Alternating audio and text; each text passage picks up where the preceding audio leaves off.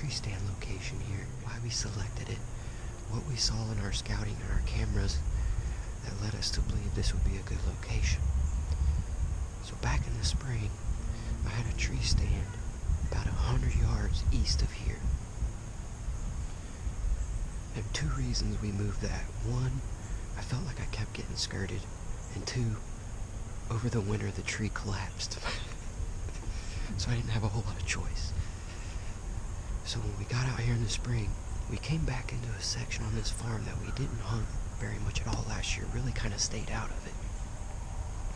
And what we found was multiple doe trails in and out of this pinch point of woods. This section of woods is only about 100 yards wide or so. But what we found on top of those doe trails were perpendicular trails, just two faint perpendicular trails. So if the doe trails are running this way through the property, we found two faint trails, one about 10 yards in the side of this woods and one about 10 yards in on the other. And what we believe, between our scouting and our cameras, was that those were buck trails, that during this time of year, the pre-rut and the rut, these bucks would not travel the doe trails. They would try to travel these trails intersecting these doe trails to try to pick up a hot doe. So let's reverse this a week and let's take a look at the story of Mr. Splitz. What do you say?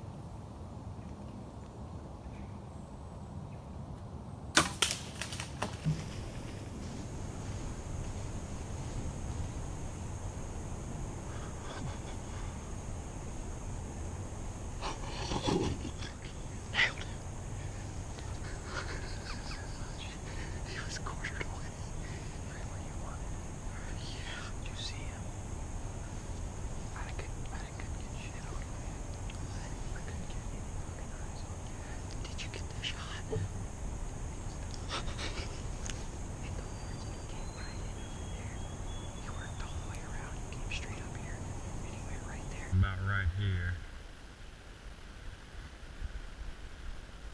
Ran here.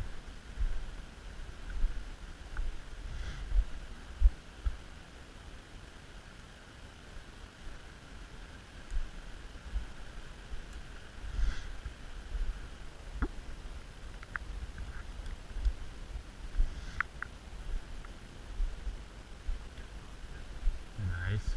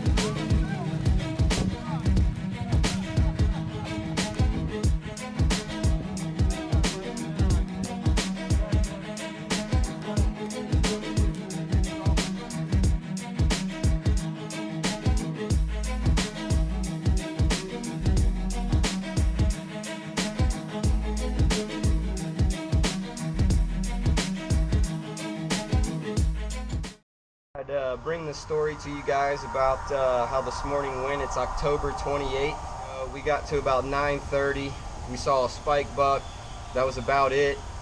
And ultimately, I figured give it a shot. And so I did a little rattling sequence. And about 6 minutes later, this guy came walking in. He beat up a tree about 20 yards out. He worked a couple scrapes on his way in. And he actually did everything we had to have him do to not wind us. He came up the back side of the ridge from us. He stayed on that side, was really curious about what was making all that racket, and ultimately ended up about 15 yards directly behind us. So I did have to shoot behind my tree stand with Brett on the opposite side. Hit what I thought was a great shot, huge wound on him, but he ran about 300 yards. And ended up running into the neighboring property. We saw the neighboring property owner. He was nice enough to not only help us recover him, but then also load him up on his four-wheeler, take him right over to the creek so we could get him cleaned up and loaded right up on the truck. And that was definitely a blessing in disguise. So hopefully y'all enjoyed the video. Keep watching BowhunTV.